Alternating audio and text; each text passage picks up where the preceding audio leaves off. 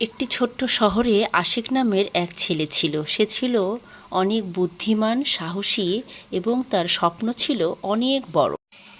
এই যেমন তার ইচ্ছে ছিল, তার স্বপ্ন ছিল ক্লাস পরীক্ষায় প্রথম হওয়া, নানান নতুন নতুন বিষয়ে জ্ঞান অর্জন করা।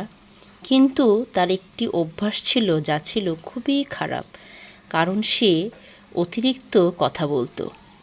আর এই অতিরিক্ত কথা বলার কারণে সে নতুন নতুন যাই কিছু শিখত সব কিছুই অন্যদের মাঝে যেয়ে বলে দিত। আর এই বলে দেওয়ার জন্য তার ভেতরে কোনো কিছুই আর অবশিষ্ট থাকতো না। কিন্তু সে মনে মনে বিশ্বাস করত যে সে তা জানে, তা অন্যদের কাছে বলা মানে তাকে তা আরও অনুপ্রাণিত করা। তার বাবা, ভাই, বন্ধু সবাই তাকে অনুপ্রেরণা দিত, এটাও সত্য। কিন্তু ধীরে ধীরে দেখা গেল তার পড়ালেখার প্রতি তার মনোযোগ ঠিকই ছিল, কিন্তু কেন জানি তার পরীক্ষার ফলাফল আর ভালো হচ্ছিল না। তখন সে খুব হতাশ হয়ে পড়েছিল।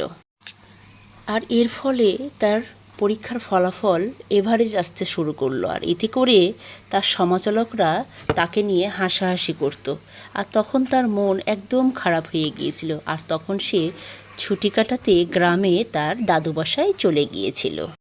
কিন্তু সে সেখানে গিয়েও খুব একটা ভালো থাকতে পারছিল না। সারাদিন তার মন খারাপ থাকতো এবং চিন্তা করত কী করলে তার জীবন সুন্দর হবে। আর তার এই অবস্থা দেখে তার দাদু তাকে জিজ্ঞেস করলো, কী হয়েছে তোমার, এত উদাস কেন?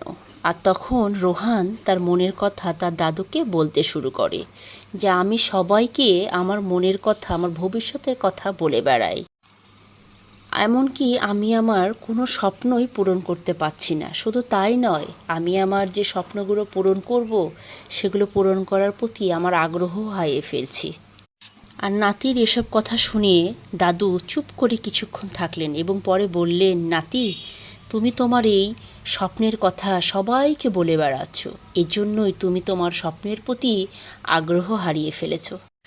তখন দাদু তার মনোবল বাড়ানোর জন্য গ্রামের এক কৃষক ছিল, তার গল্প তার কাছে বলতে লাগলো। সে কৃষক মনোযোগ দিয়ে তার কাজ করত। সে তার জমিতে ফসল বোনাতো এবং সে ফসল বিক্রি করে তার অর্জিত অর্থ সে সঞ্চয় করে রাখতো এবং সকলের সাথে খুব কম কথা বলতো। তো বন্ধুরা, আমার এই গল্পগুলো তোমার কাছে কেমন লাগছে? যদি নতুন নতুন গল্প আরও পেতে চাও এবং এই গল্পটার সম্পূর্ণ শুনতে চাও তাহলে অবশ্যই কমেন্ট করবে। ধন্যবাদ।